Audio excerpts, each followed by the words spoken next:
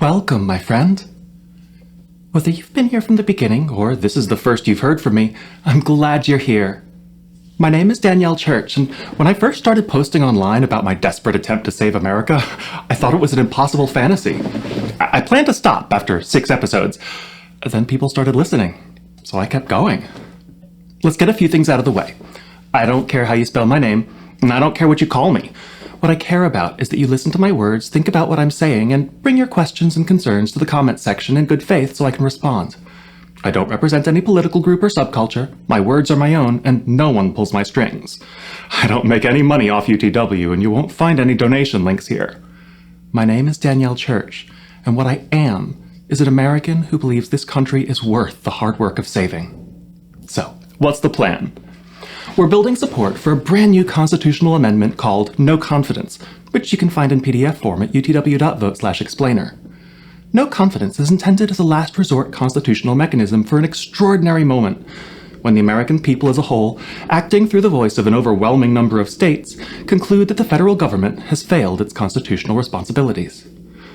Even if you don't think that moment has arrived yet, I think we'd all like a last resort available that isn't another civil war.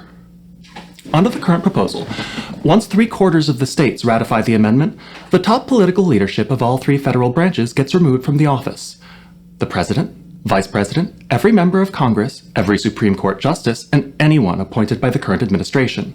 Career civil servants keep their jobs so that the essential functions of government aren't impacted: national security, public safety, transportation, and so on.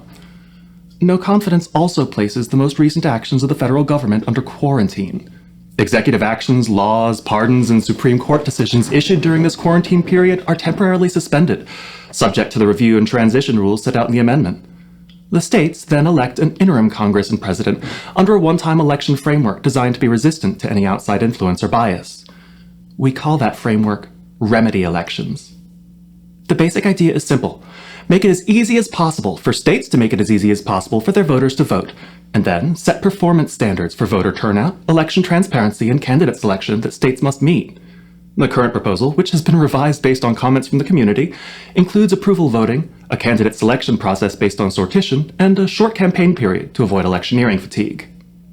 It's still a lot more work than America is used to doing for an election. There simply aren't enough election officials to run successful remedy elections in every state.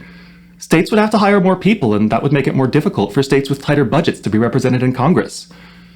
That's why the No Confidence Amendment also establishes a new form of public service, the civil deputy. Civil deputies serve fixed terms of service, like in the military. They're paid a guaranteed living wage by the federal government, and each state is permitted to nominate up to a percentage of its population as civil deputies to assist with the remedy elections. Once the elections are complete and the interim government is seated, it will have the authority to direct where the civil deputy service is most needed. The period of time after No Confidence will undoubtedly be tumultuous for our country. The civil deputies will provide the workforce needed to stabilize our country through that period. Here's the truth, though. None of those words matter if we can't ratify the amendment in the first place. Article 5 of our Constitution provides 2 paths for proposing amendments, but in the 250 years we've been a country, we've only used one of them: proposal by 2/3 of both houses of Congress. Our founders put the other one in specifically for the scenario No Confidence exists to address, when the federal government no longer serves the will of the people. When 2/3 of the states agree, the decision's taken out of Congress's hands. We won't clear that bar, nor the higher one of 3/4 for ratification, unless we can build a movement of Americans who start talking to one another, start listening, start learning, and start getting engaged. The process starts with you, my friend. If you're eligible to vote, check that you're registered. It turned out I wasn't. Know who represents you at the local, state, and federal levels. Find issues that matter to you and learn how your city, your county, your state decides on them. Ask a question. Invite someone else into the conversation. We're not trying to build a club where everyone agrees on everything. We're building a community that can disagree without attacking one another, that can be angry without becoming reckless, and that can turn frustration into focused, sustained, and effective action. My name is Danielle Church. I'm asking you to learn with me, challenge me when I'm wrong, and help me bring more people into this work. If we do that, if we keep growing and learning and improving, listening to each other and helping out, then we can do more than just rebuild America into the strong, proud country we know it can be.